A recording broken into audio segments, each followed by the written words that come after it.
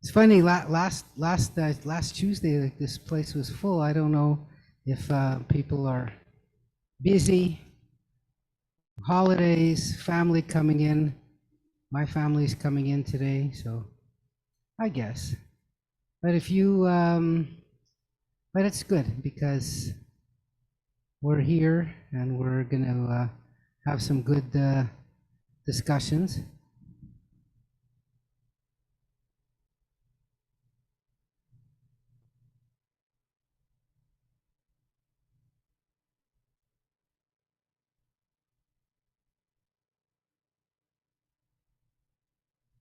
Yeah. Yeah, and you know what? It's still early. We got a few minutes to go. People are still coming in. That's good. Sometimes, you know, uh, I do, as you know, I do fitness classes all the time. That's my big interest. And what I find is, you know, I spend the winters in Florida, and say in Florida a class is supposed to start at 10 o'clock. If you come at 5 to 10, there's nobody there. Nobody. If you come at 10 o'clock, there's a few people. And then in the first 5 minutes after the class starts, half the people show up. That's there. Oh, thank you. Thank you, Angela. Do you have any announcements to make?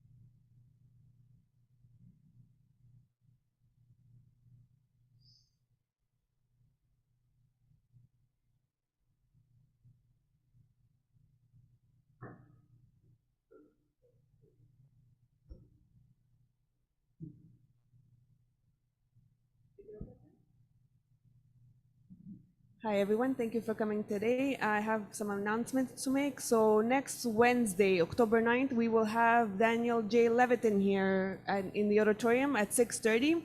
There's no registration, so you could just show up to come to this lecture. On the 21st of October, because on the 14th we are closed, on the 21st of October we will have Dr. Joe Schwartz, and the week after, on the 28th, the Monday, October 28th, we will have Kathy Diamond. That's it. Thank you very much. And Mr. Okay. Dwoskin. Hi, everybody. Well,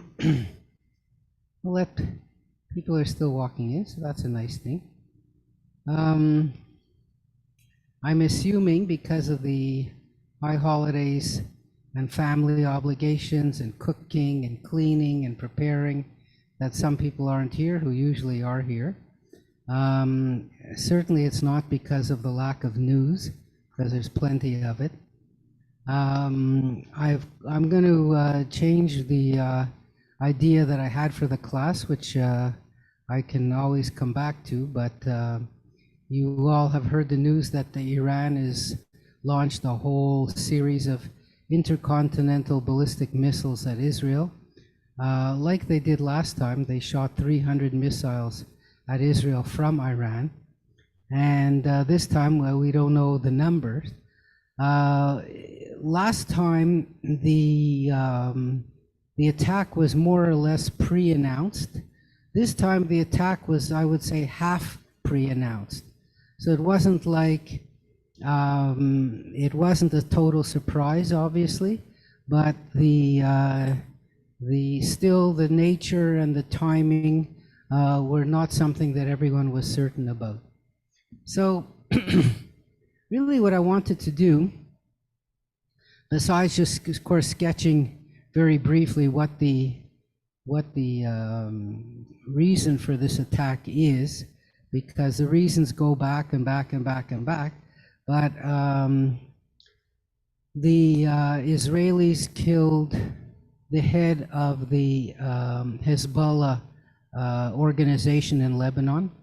The Hezbollah is a kind of a combination of a political party in Lebanon representing the Shiites and a militia in Lebanon, whose goal it is to attack Israel and to harass Israel. So the head of that organization was killed in an enormous bomb in Beirut this week. And the Iranians say that the Hezbollah people are our proxies, they're our allies, and if you attack them, it's like you're attacking us, so we're going to attack you back. The Hezbollah, on their part, said, well, we're attacking Israel because Israel responded to Gaza, and what we're doing is we're just showing that we are sympathetic to what's happening in Gaza, and we're attacking Israel in order to make it more difficult for Israel to fight in Gaza, because they'll have to fight us at the same time. So you could see it's like a chain. You could see links of a chain going from one to another to another to another.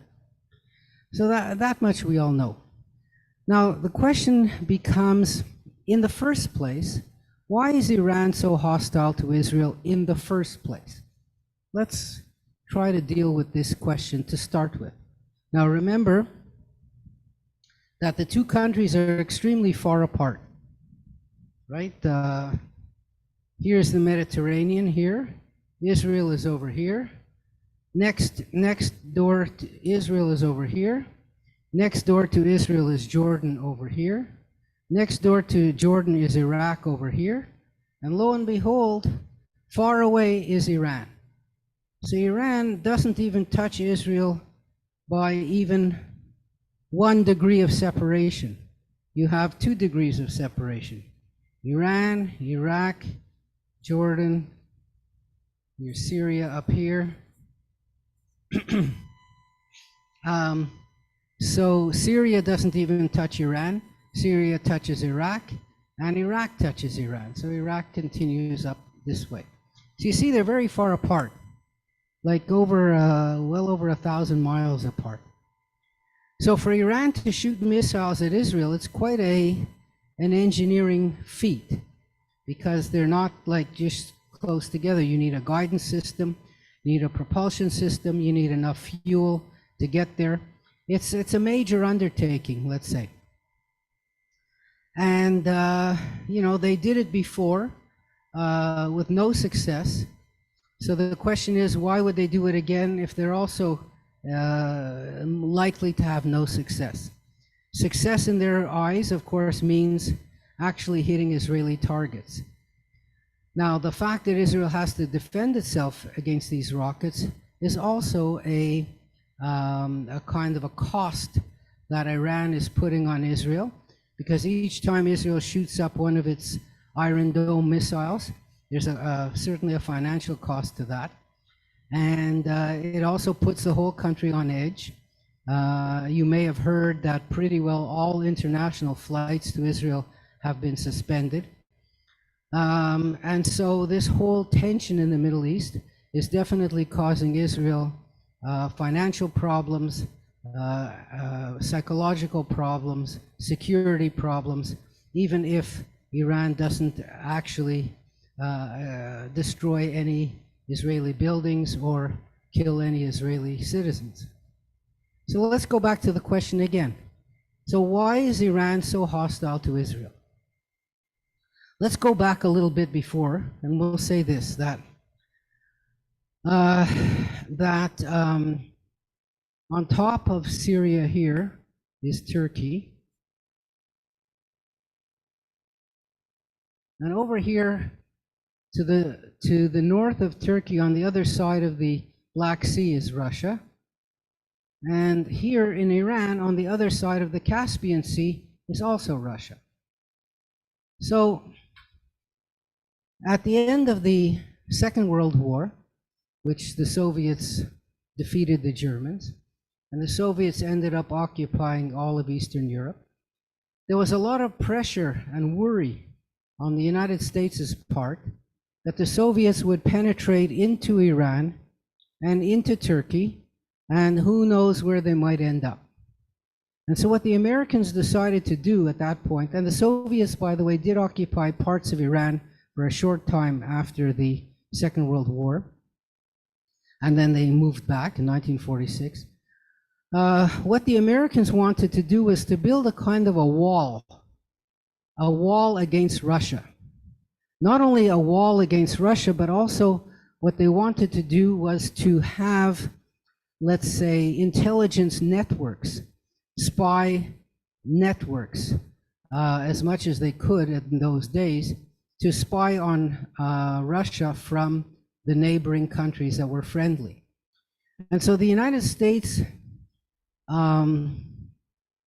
pushed Turkey to join NATO, which they did. They organized a kind of an Asian Defense League, including Iran and Turkey, to go against the Soviet Union.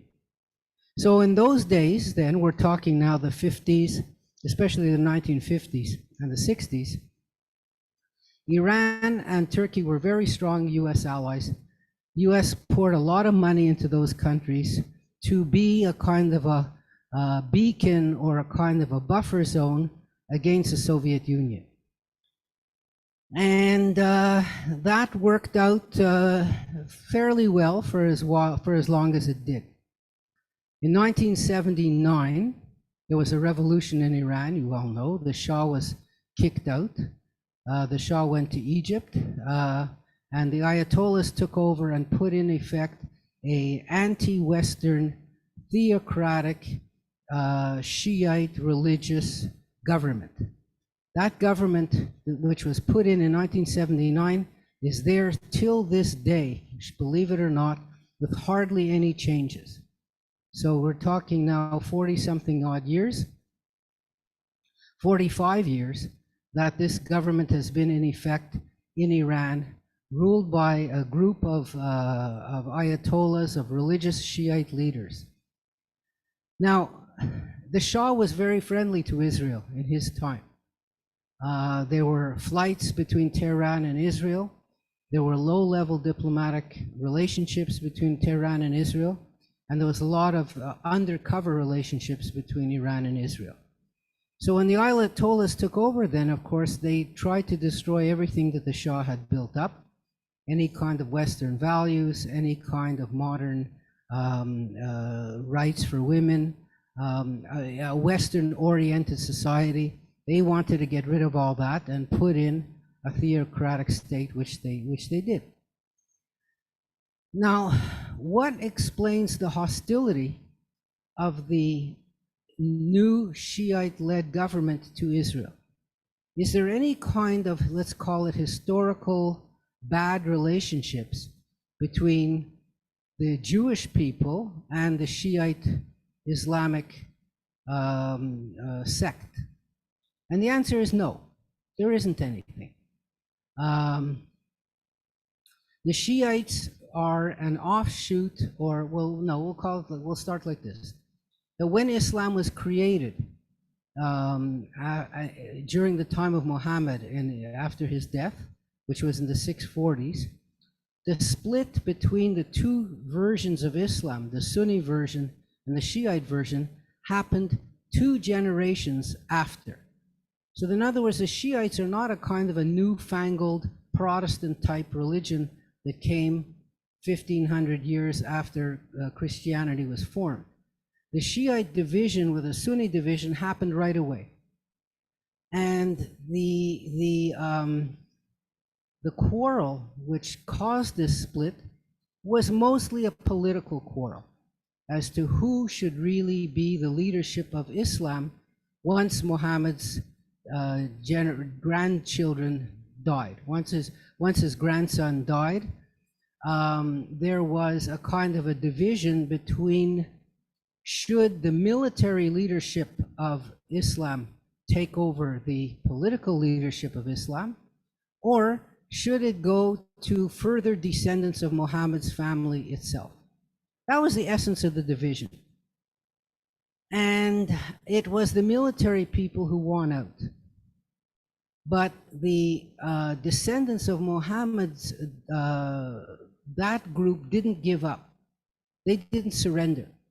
What they did was they said, we are kind of developing a parallel stream of Islam, which later became known as the Shiite division. And the Shiites ended up,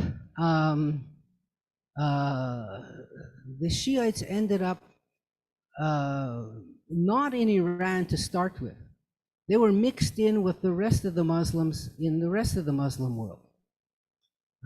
It was only in the 1500s that Iran itself became a Shiite Muslim country, switching over from the Sunni version of Islam. So today the Shiites are about 10% of all the Muslims in the world. And their places that they live are in Iran and Iraq. They're the majority in those two countries. A significant minority in Syria. There is an offshoot of Shiite Islam in Turkey, but it's not the same as Shiite Islam. Another offshoot of Shiite Islam in Yemen, where the Houthis are. So down there in Yemen. And pretty well, that's it. There's a minority in Pakistan. There's a few in India. But basically, the biggest concentrations are in Iran and Iraq, in Syria, and in Lebanon. I didn't mention in Lebanon, all this whole area over here. In Syria, it's all this area over here. In Iraq, it's the southern part of the country like this, the south and the central part like that. And in Iran, it's pretty well 90% are Shiite in the whole country. So that gives you a little bit of the population ideas of it. The Shiites were always regarded, since the Sunnis were 90%, the Shiites were 10%. The Shiites were regarded as kind of heretics by the majority of Muslims. Remember, the Muslims live everywhere from Indonesia over here, all the way to Morocco over here, and into Europe as well. So the only Shiites are located in the areas that I just mentioned. So that gives you an idea of how small they are, a minority, compared to all the rest of the Muslims all around the world. By the way, in Israel and in Jordan, there are no Shiites living there. They're not, they're not there. One tiny little, there's a tiny little exception up the top there, but there's nobody there. So they were always regarded as heretics, suspected of being non-Muslims by some people. And the Shiite diversion of Islam had this very, we'll call it mythological aspect to it. Because they were always persecuted, they always had a feeling that we have to hide our beliefs, that we have to make up all kinds of mystical stories and messianistic ideas, because they were put down so hard that they believed that this Messiah is going to come one day and save them. And then out of the Shiite version of Islam, other sects branched off, like the Alawites in Syria, the Alevis in Turkey, and the Druze people who live in Syria, Israel, and Lebanon. So the Druze and the Alawites and the Alevis are all kind of offshoots of Islam, and each of them is moving farther and farther away from the sort of central pillars of Islam. That's how there's other offshoots as well of Islam, some of which are not even considered Muslims by many people, like the Druze, the Ahmadis, the Ismailis, other ones that have have split off over the years. So to get back to our central question then, when the Ayatollahs took over in 1979, they made it their goal to protect and promote Shiite Islam wherever it may be.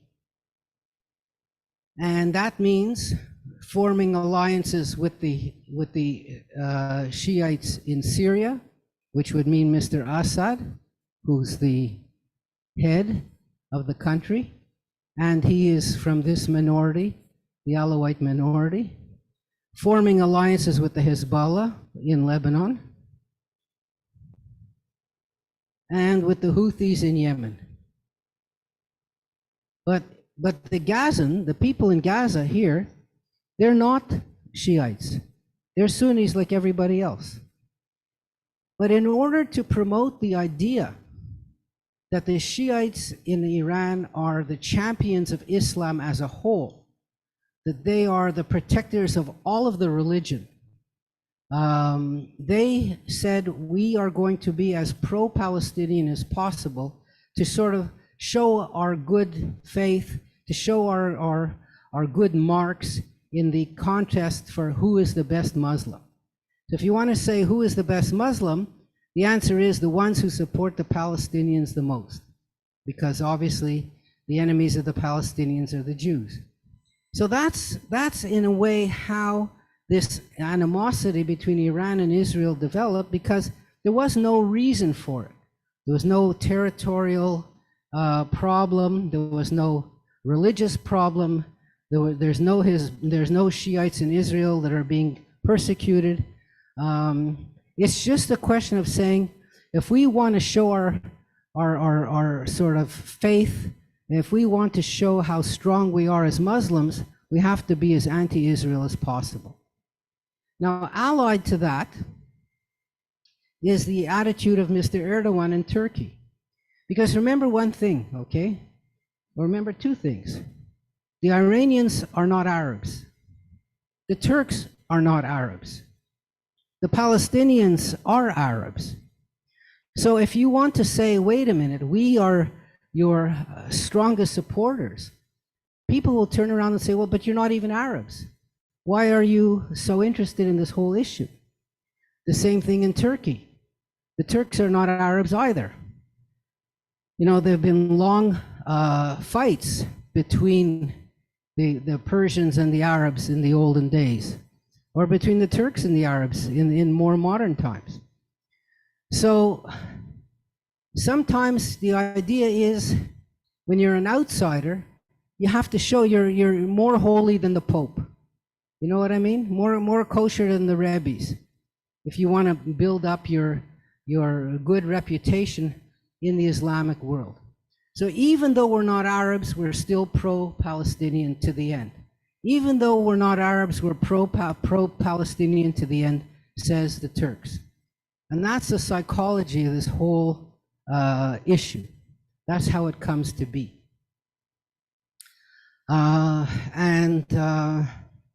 You know, it was a plan of America to sort of separate Turkey and Iran from the rest of the Arabs, like I was saying, during the Cold War, because the Soviets had a lot of influence in the Arab world during the Cold War.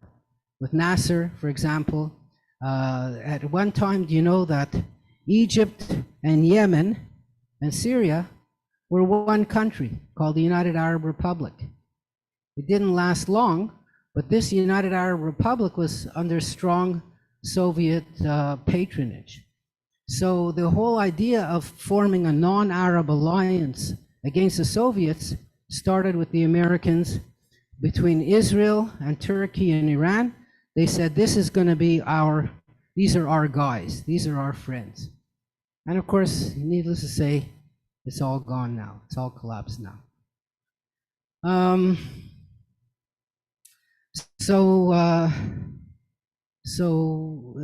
You know, that's a bit of a background to this whole thing. Now, there are two interesting, we'll call them consequences of this whole conflict business. One consequence is that the sort of followers of the left, who've been extremely pro Gazan and pro-Palestinian, and saying, you know, Israel is the one who's the villain in this whole episode. Never mind that it was the Gazans who started this whole, Hamas who started this whole war. That these people who were once kind of in the foreground have now been put on a back foot by several things. One is the murder in cold blood of the hostages, which were found. In other words, how could you say, well, you know, we support Gaza and we support the Palestinians when they end up murdering innocent hostages who were at a music festival? It kind of doesn't fit the ethos, if you understand what I mean. And then the Houthis, who are the allies, they've been shooting at commercial ships, hijacking ships, polluting the Red Sea, practically putting the Suez Canal out of business. And how does that square with sort of the aims of the progressive left? In other words, it doesn't seem to work. There's nothing to be gained by attacking innocent civilian shipping. So that's another thing. Then, of course, the shooting of rockets, the Hezbollah attack into Israel, which made the whole north of Israel evacuate. 60 to 90,000 people had to move out. That has no sort of ideological advantage to it. In other words, how is that helping the cause of the student leaders in America if the Hezbollah are shooting rockets at northern Israel? And of course, the Hezbollah was deemed, as was Hamas, deemed a terrorist organization by the United States. The Hezbollah and their friends were the ones who killed the 300 Marines in Beirut. They were also the ones who attacked the Jewish Community Center in Buenos Aires in the 1980s, killing 95 people. So none of these acts are we'll call them champions of the left type acts. So the Hezbollah was already kind of a little bit on the wrong side of justice as far as they were concerned. And Israel, in such a precise manner, wiping out the whole leadership of the country, being praised by President Biden, is not something that the sort of leftist leaders in America can come around and say, oh, we're all for Hezbollah. You see what I mean? It doesn't kind of fit. And then with Iran attacking Israel with these intercontinental ballistic missiles, again, is not something that the left can be proud of, because you say, well, who are you backing? You're backing Iran, the ones who kill ladies for wearing their hair sticking out of their hijab a little bit, the ones who pick people off the street and put them in prison, the ones who've arrested American reporters. You know what I mean? So in other words, like this narrative that seemed to be working out so well for the left and the pro-Palestinians has been kind of put off base by the attacks of the Houthis, by the attacks of Hezbollah, and by the Iranian attacks. It's pretty hard for the enemies of Israel and the very pro-Palestinians to be marching around saying, we support all these people, the Houthis, the Hezbollah, and the Iranians, because they're allies of the Palestinians. But look at what they're doing and look at who they're doing it to, if you know what I mean. On the other hand, the other, I would call it, a terrible accomplishment of this Hamas uprising is that the hope that there could ever be peace between the Palestinians and the Israelis is gone for a generation. People who were in the center of Israeli politics, to the left of Israeli politics, who were opposed to Mr. Netanyahu and his right-wing government, who never wanted a Palestinian state. These people in Israel today cannot say with a straight mind that they could trust the Palestinians to make a state next to them, considering that there's no support for that on the Palestinian side. So Hamas did what they wanted to do. They succeeded in preventing a peace agreement to ever take place between the Israelis and the Palestinians, at least for, to my idea, at least for a generation.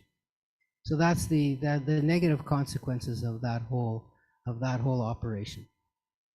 Meantime, with these attacks that have taken place, Mr. Netanyahu's political career, which was in the toilet, where 85% of the people wanted him gone, all of a sudden, you know, the polls are showing, hey, wait a minute, look, he's doing something right, and his poll numbers have gone up.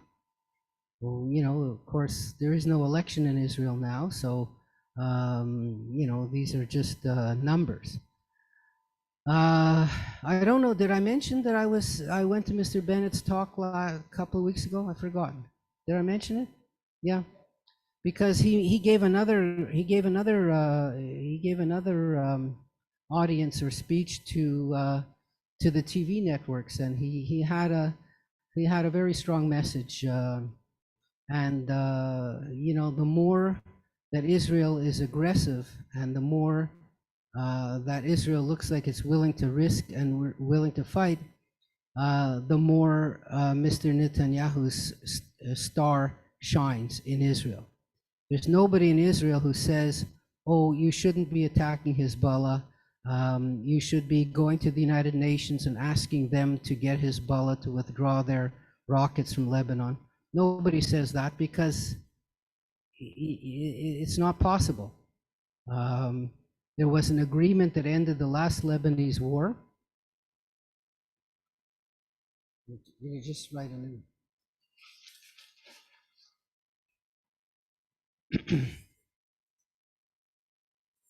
Again, so this is Israel here, and this is Lebanon here, and there's a kind of a river called the Litani River, which almost goes parallel to the border, about 10 kilometers up. And the last Lebanese war ended in 2006 with an agreement called United Nations Resolution 1701. And that resolution said that Hezbollah has to withdraw beyond the Litani River, on this side of the river, that this whole area here has to be demilitarized, that the Lebanese army is responsible to come in and look after this area, and that the United Nations would send in sort of peacekeeping forces like they had in the Sinai to make sure that this border region here is demilitarized. That was the agreement. And in that agreement then, Israel left. Israel, which was occupying this territory, they moved back into Israel. Well, the Hezbollah ignored that, and the Hezbollah sent in all of their you know, troops, rockets, etc. Remember that this territory, or this area of southern Lebanon, is generally, and I'm saying generally, occupied by Shiites, generally. And so they had a lot of local people to help them out. And the United Nations did not step in to order them to go back. And so the rocket attacks against Israel were happening right, you know, from right over the border, like that, like this, you see? So, yeah. So, for that reason, then, there's a, you know, there is no support in Israel to tell the United Nations to get rid of the Hezbollah, because they should have done that and could have done that already, and they didn't. Now the question is, does Israel do a land invasion of Lebanon up to the Litani River and occupy that territory and sort of clean out the remnants of the Hezbollah? And that's a decision that the military is going to make, but they've already sent expeditionary forces inside Lebanon to see what they could find out. So that's the point in which we are at this moment. So there is a danger of a wider conflict emerging. a war between Israel and Iran, a war between Israel and Lebanon. And it's a very tense moment in the Middle East right now, because nobody knows what's going to happen.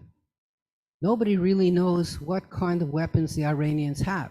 Remember, the Iranians have been shipping missiles to Russia to be used against the Ukraine.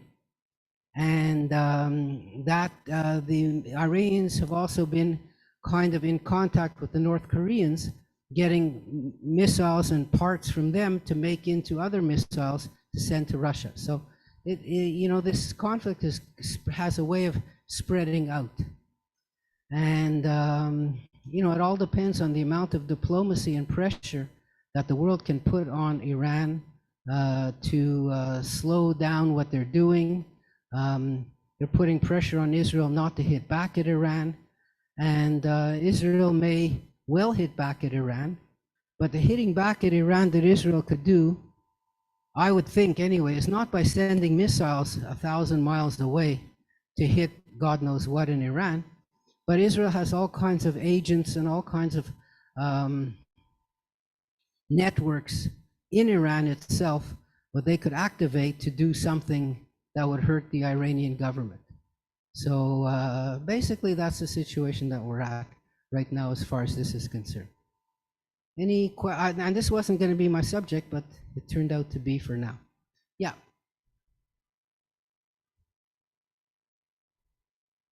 How many soldiers does Israel has? Well, you know, Israel does not have a lot of active soldiers, but they do have a lot of reserves. And right now they're active in Gaza. They're active in you know, on the north front. There's a limited number that they have because it's a small country. But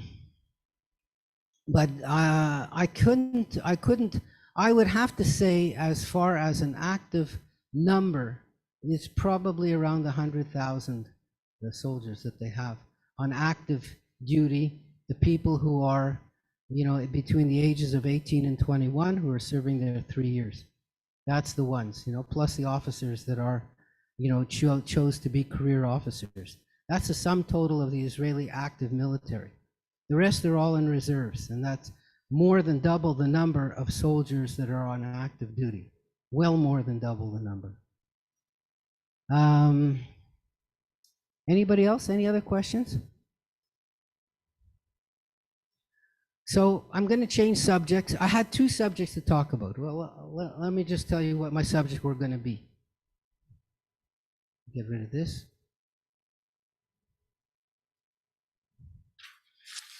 So for a short bit, I just want to say that we'll do a touch of a quiz. So yesterday was, what do they call it? A National Indigenous Day in Canada, or it was the I forget what the official name of it is. Truth and Reconciliation Day. Well, I mean, it was a national holiday for on the Canadian level. Okay, so I'm going to give you a little quiz on the Indigenous Canadian people. So we'll start off by asking the question, what percentage of Canada's population is defined as Canadian Indigenous? Give me a rough idea. You can just shout it out because it's 17%, not correct by a long shot. Closer, yeah. It's 5%. 5% of 40 million people is 2 million. Now, you know, there's obviously, because of mixing and because of part this and part that, the numbers could be, you know, higher and all that. My nephew, my brother's son, married a Scottish girl who had a great grandmother who was Cree. So her children get a card saying, you know, they're 1/8 or 1/16 Native, and they actually have a card saying that they're Native. So, you know, it all depends how you want to define what Native is. But anyway, that's the accepted number. Okay. It all depends. There's lots of different advantages that they could get, having to do with, for example, getting scholarships to go to university, getting, admitted to university. That's one advantage. They have to pay taxes unless they live on reserve. They still have to pay their taxes. But there are natives who at age 18 are entitled to a $20,000 payment from the federal government just because they're native. So I don't know if that counts if you're 1/16th, but there is lots of provisions like that. So we know the number of natives now, except for Prince Edward Island, which is, small. What province in Canada has the smallest percentage of natives, of indigenous people? The word native, we know, we don't use that anymore. Quebec is correct. Yeah. So Quebec's population is 2.3% of indigenous people. What province has the highest percentage? No. Alberta, no. BC, no. Manitoba is right. Manitoba is 18% considered to be a native population. Which province has the most natives in numbers, raw numbers? Nope, Ontario. Ontario has the most natives of any province in Canada. Yeah, well, it's the biggest province. Today, 56% of Canadian Indigenous people live in cities.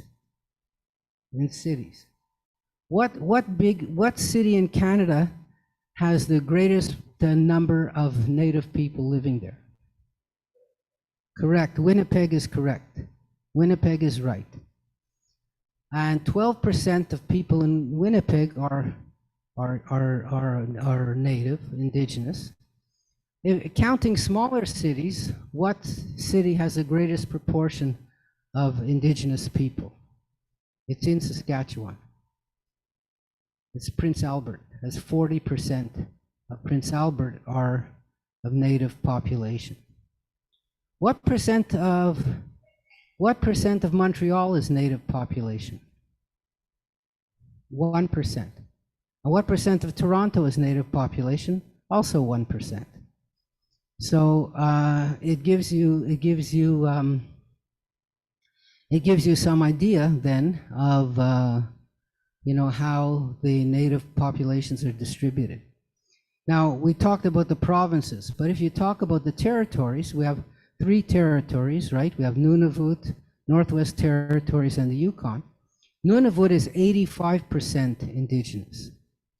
Northwest Territories is 50% Indigenous, and the Yukon is 23% Indigenous. So those northern territories, for obvious reasons, the reasons being that they were the last contacted, the reasons being that natives have always lived there and they're rather unfriendly or difficult, we'll call it difficult place, not unfriendly, but difficult places to live in. So, for those reasons, they have the highest number highest percentage of native population.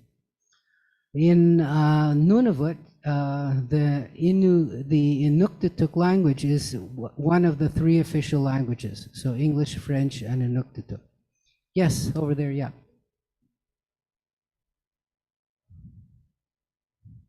Well, that's it. This comes from the Canadian census. It comes from the Canadian census. So I don't know what criteria they used.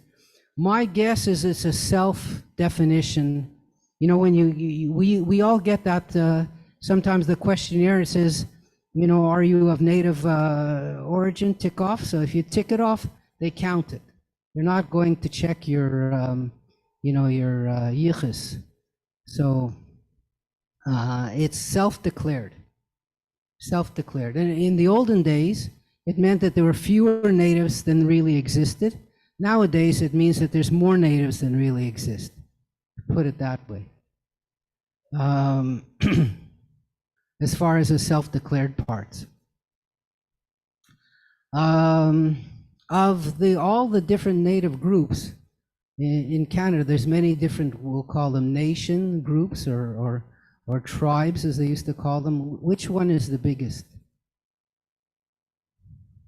No, not by far. No, Iroquois and Mohawk is the same thing. I mean, the Mohawks and Iroquois, the Mohawks belong to the Iroquois Federation, and there's, you know, six nations form the Iroquois Federation. The Mohawks are one of them. The Seneca, Oneida, Algonquin is a term, a language term, which has many groups as part of that group. They are a very small group in Canada, mostly in Quebec, mostly in small numbers here and there scattered around. But the biggest group is the Cree. So the Cree live everywhere from Alberta all the way into Quebec. So that's the biggest single native group. It's also the biggest single language that's still spoken by natives in Canada. And the second biggest language is Inuktitut, which the Inuits are speaking in the far north.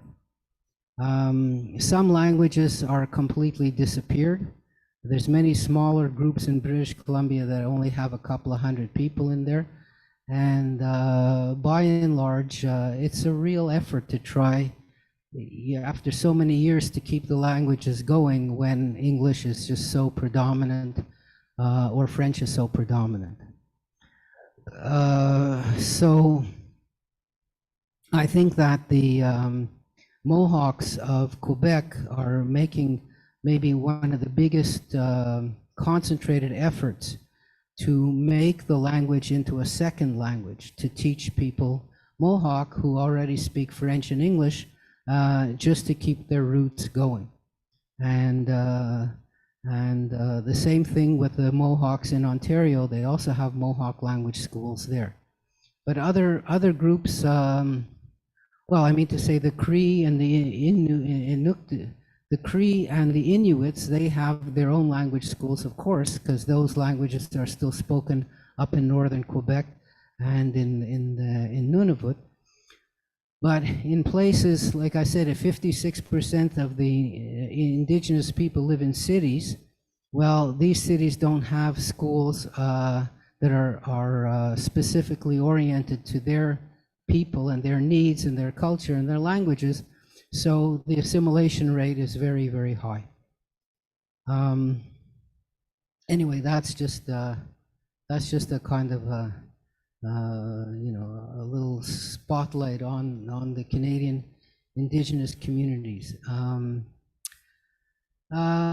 You know, if you ask the question, when did these people arrive in North America and how did they arrive in North America? What we know now is not exactly the same as what we were taught in school. What we were taught in school was that during the Ice Ages, and the Ice Ages, there was a pretty continuous Ice Age that went from 50,000 years ago to 17,000 years ago. Now, you know, in the whole history of the Earth, 50,000 years ago and 17,000 years ago is absolutely nothing. It's like a drop. It's like yesterday. It's like a second ago. The last ice sheets disappeared 13 to 11,000 years ago, which is even closer to now.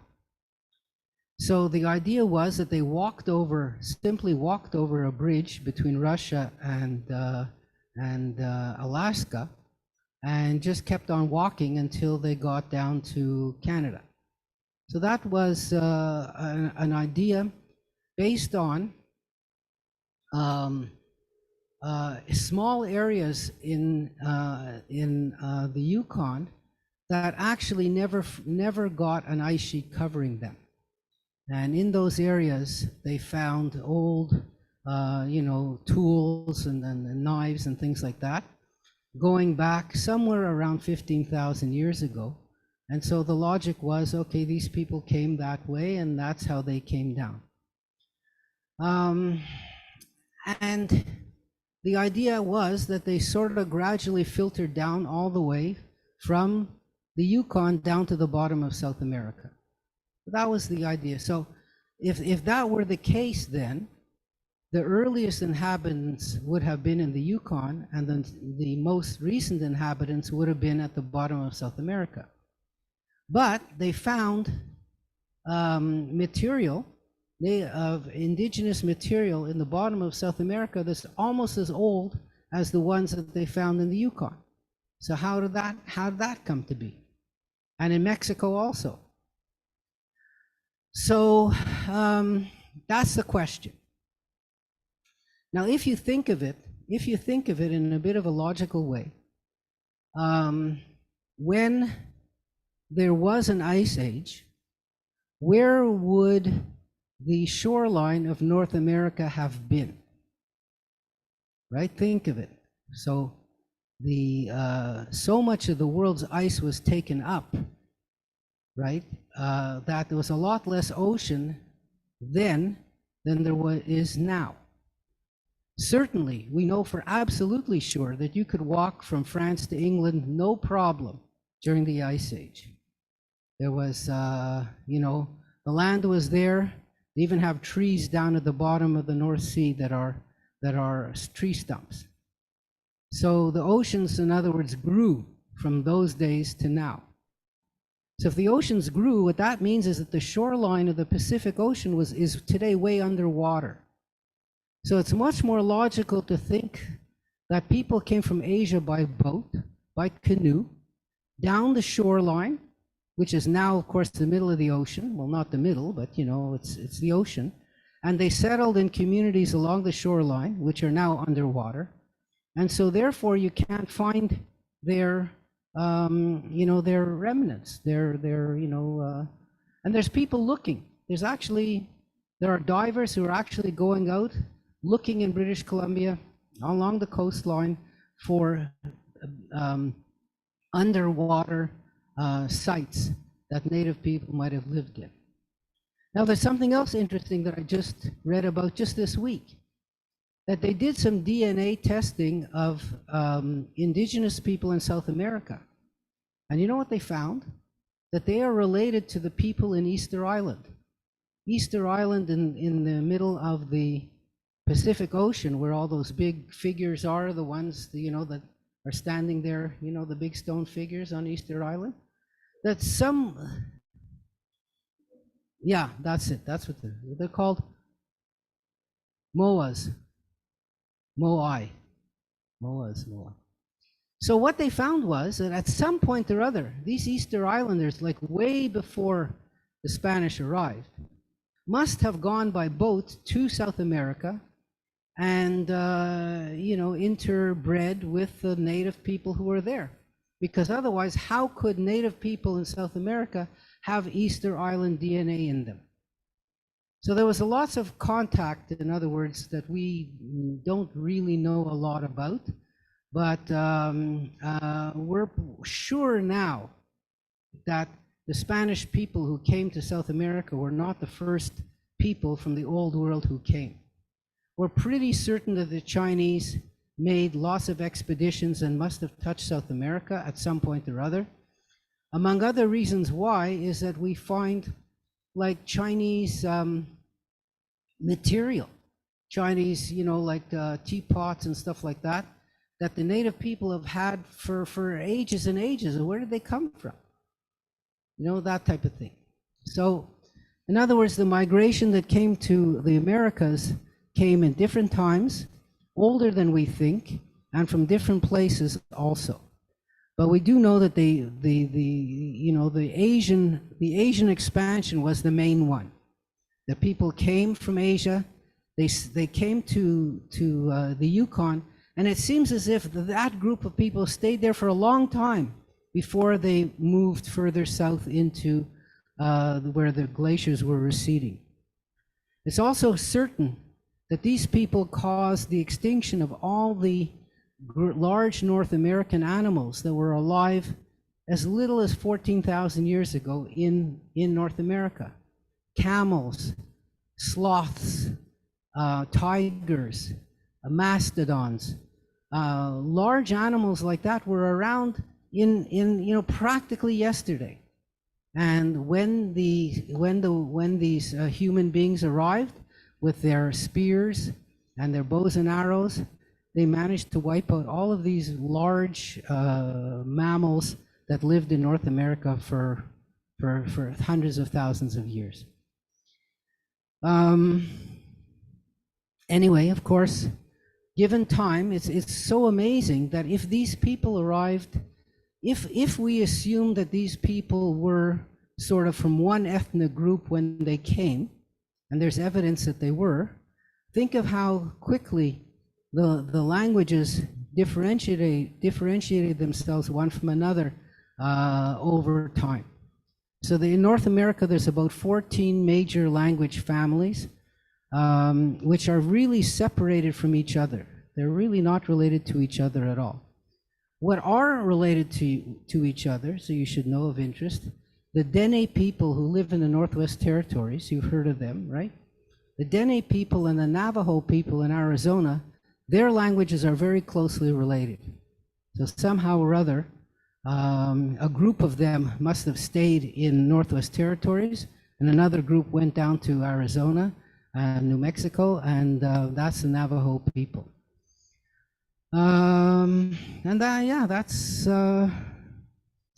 That's pretty well it. And you should also know, of course, as we all do, that conflict is part of human nature. We see it in the Middle East today. This idea of conflict is not something that was invented in the 21st century. So the native people who were living in North and South America were fighting with each other all the time, long before the Europeans arrived. There's all kinds of examples of battles and broken heads and smashed bones and all this type of thing. And when the Europeans showed up, the natives who were living here, what they realized, from their point of view, they said, we could use these people against our enemies. And so different native groups allied themselves with different European groups to fight against each other, not realizing that these European groups would end up taking them over, all of them, all the natives. So that's now part of history. Now the question comes about truth and reconciliation and about reparation. So the truth and reconciliation part is really important. The native people in Canada were certainly cheated and mistreated and abused by the Europeans who came. They, of course, did not have the ability to fight against them. They didn't have the material, they didn't have the weapons, they didn't have the knowledge. And so ultimately they were physically defeated, whether they were lost in battles like in the United States or just plain overwhelmed like they were in Canada. They were defeated. In some cases, they signed treaties with the Crown, with the British government. These treaties, which seemed to be like, these treaties, first of all, were, when they were signed, they were misinterpreted by the British as to what the natives were signing. And then when the natives finally signed the treaties, the British never kept their word, even as one-sided as these treaties were. The British didn't keep their word on the terms of the treaties. So there's no question whether we're talking about land, whether we're talking about supplies or anything else like that. Ownership of land, use of land, all these type of things. The natives were treated as if they were just a kind of an obstacle to be gotten rid of. And when it came to the residential schools, of course, this was an idea that was done to try to Christianize these people, to bring them some elements of so-called European civilization. But in actual fact, some of these places were really hellholes for the children that were there. And the net result, of course, was, beside the abuse that some of them suffered, that they were separated from their parents and separated from their languages and cultures. And so one of the explanations of why the natives are in such bad shape today in Canada and the US is that, in a certain sense, they were taken away from their homes and their roots on the one hand, but on the other hand, they weren't put into or able to adapt to the world of today, of Western European and Western civilization. So they're kind of stuck in between two worlds, and they're a part of neither of them. In a shorthand way, that kind of explains why they're in such bad shape. And the United Nations has said that Canada gets a black mark for how our Native people are living. There's no question that the Native people are the poorest element in the whole country, with the most problems, with the shortest life expectancy, with all kinds of drug and alcohol problems, with lower income than anybody else, et cetera, et cetera, et cetera. There's no question about that. And that there's also no question that Canada has tried to fix the problem without a lot of success. So it wasn't as if they tried not to fix the problem, because billions and billions of dollars have been put into Native communities, and you would have expected a lot more progress than actually has happened, you know, because of all this spending. Obviously, these are all generalizations. Some Native groups are doing very well. Some of them are doing not well. Overall, things are overall among the Native communities, things are on an up rather than being on a down. That's because of Native leadership coming to take more responsible part in the lives of the people. It's because education and higher education is penetrating into some of the communities, and overall, you know, if the Canadian economy has done pretty well, it filters down to their communities also. But some of them are in very rough shape, really rough shape. Yeah, okay, so that's about that. Any comments, questions about this? Yes.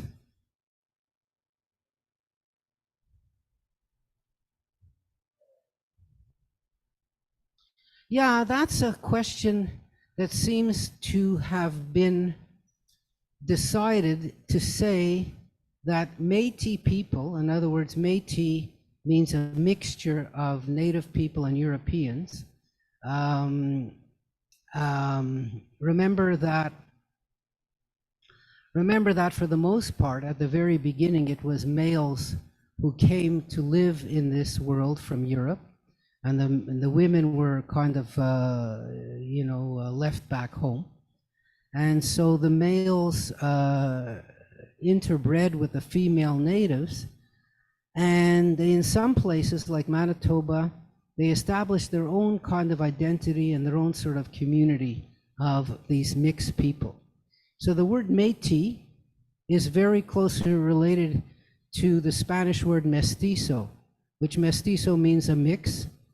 And today in Latin America, with some very small exceptions, the majority of people are considered mestizos. In other words, they're mixtures between Native people and European people. So the Métis is not something, it's not the same as if, for example, I'm a Native person and I marry a non-Native person, we have a child, that child becomes a Métis. That isn't what it is. The Métis people are fixed already. They're people who've been recognized by the Canadian government as having their own identities, and you can't make new ones out of mixtures between Native people and non-Native people. So they're the ones who live in Manitoba for the most part. It was a mixture of French Canadians who were living in Manitoba with the Native people who were living in Manitoba, and they adopted French in the main as their language. And that's what makes them Métis, you know, the fact that they come from a French background. There also were English Métis. There were English Métis who were in the prairies in Saskatchewan, mixtures of English settlers and native people, and they also have Métis status. So, you know, but, you know, let's say, for example, here in Quebec, if you did DNA tests on native Quebecers, chances are pretty strong you're going to find indigenous heritage in maybe half of Quebecers, who meaning to say not Quebecers, but French Canadian Quebecers who've been here over the time, because of such a long period of contact between the two peoples, when there was relatively few French Canadians and more native people. We have to also mention that after contact took place, there were huge amounts of deaths among the native population because of diseases brought by the Europeans that they had no protection against.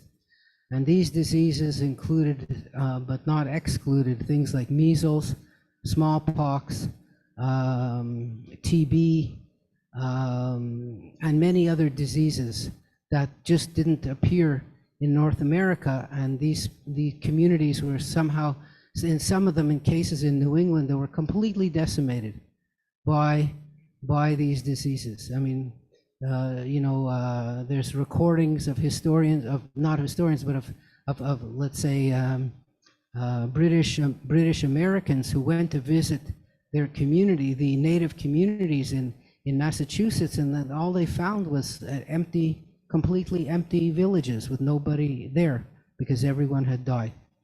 So that's how serious these diseases were in wiping out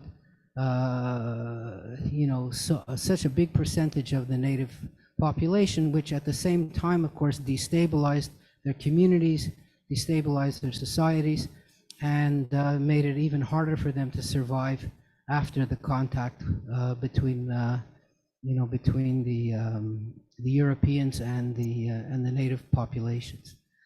They kind of you know, by the 1800s, the sort of idea that there could be a shared sort of space between the two was long gone. But during the American Revolutionary War, the natives were still considered important allies to be won over by the British side and by the American side. And you know, in other words, they were still a separate political entity in those times. But after that, everything went downhill quickly.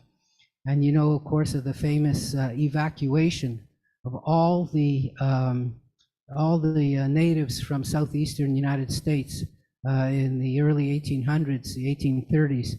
They were all just picked up and sent off to Oklahoma, where you know, their descendants still live today, but where, you know, the amount of wealth that they had, the lands that they had, were all completely gone, confiscated, never paid for. And you know, they were stuck in this Oklahoma territory with no real resources. And you know, it's a miracle that they've survived to this day, even in the meager little bits of territory that they got. Okay, anything else? So, you know, it's 3 o'clock. I'll tell you what I was going to speak about. So we'll maybe leave it for next time. There was an election in Austria this week, and the election was basically between the far right and the right. That was the election. And the theme of my talk was about immigration and how immigration has affected politics all around the world, including in the United States, and even here. You're right. It's a subject that's it's funny that this particular subject of all subjects should be the determining point of who a person is going to vote for, because you think of so many other things that could have been, or that normally are, determining points, like, you know, the class divisions in England between the working Labor people and the conservatives. Normally, economic issues play a large role in how people vote. And very often, sort of we'll call them the middle class have different interests from the wealthy class and from the poor class. And very often politics surrounded these differences, or the differences between urban and rural, or the differences certainly in Europe in religion between Protestants and Catholics. These were important markers of how people voted traditionally in those days, up until the up until the 20th century, we'll call it that. But for some reason, and for good reason also, immigration has become a real big issue. And the whole Brexit scenario in Great Britain leaving the European Union was primarily moved by immigration and the issue of immigration. It wasn't an issue of money. It wasn't an issue of saying, well, Britain is putting more money into the European Union than it's getting back, or that Britain doesn't like the idea that the European Union has jurisdiction over certain aspects of British life. I mean, these were all issues that were brought up, but the sort of root, the push factor, the emotional factor that got people to leave, to vote for Britain to leave the European Union was, we don't want more immigrants coming into Great Britain. And, according to the Schengen Agreement, it says that if a person comes to live in one country, legally I'm talking about, they're allowed to move to any other country in Europe without any visa, without any control, without anything. If I live in Portugal and I want to move to France tomorrow, I just have to buy a ticket and move. If I live in Denmark and I want to go live in Poland, I could just decide to go and move. That's the idea of a European Union. And Britain was in it. And Britain had so many Eastern European people coming in. I mean, these were the main groups of legal immigrants coming in, that people just said, you know what, let's just put gates up and keep all these people out. Now we're how many years later? Almost 10 years later. All the promises that were made to Great Britain of how great life would be outside of Europe, zero happened. The amount of business that Britain lost, the jobs that Britain lost, the high paid individuals that moved out of Great Britain, it was really recognized today. 60% of people in Great Britain say it was a mistake to leave the European Union. So, that's a pretty high percentage. And it was all caused by panic, led by sort of, nationalists, people who are saying they're flooding over the borders and criminals are coming, rapists are coming. There's a politician in the United States who says things like this. And, it was all so grossly exaggerated, but it played to people's fears, it played to people's emotions, and they said, we have to defend our whole way of life. And it cost Great Britain an enormous amount in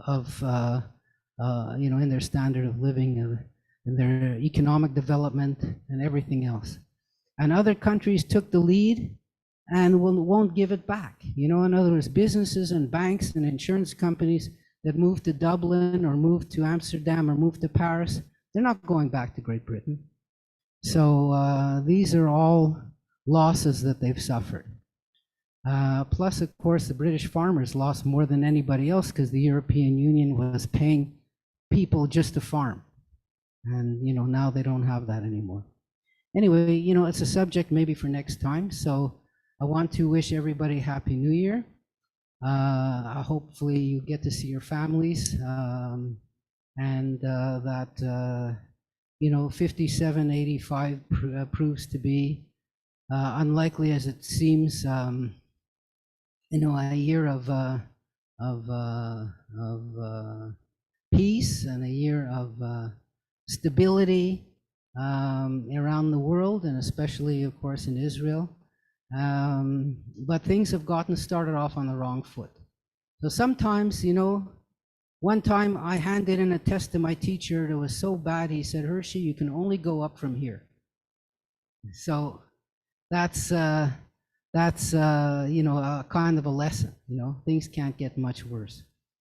So thank you all again for coming. Thank you for listening on Zoom. Thank you to Angela for and the crew back there for their technical skills.